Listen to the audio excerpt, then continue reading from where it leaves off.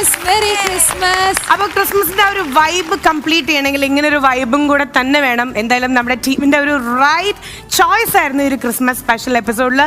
രമ്യ ചേച്ചി എന്തോ merry Christmas. Merry Christmas. അതുപോലെ തന്നെ അടുത്ത 2024 ഒരു കീടിലം വർഷമായിരിക്കട്ടെ ഫ്ലവേഴ്സ് ടിവിക്കും അതുപോലെ ഇവിടെ നിൽക്കുന്ന ഓരോ കുഞ്ഞു പിള്ളേരടക്കമുള്ള എല്ലാ ആർട്ടിസ്റ്റുകൾക്കും. എന്റെ കാര്യം അവരുടെ കാര്യം കൂടെ പറ.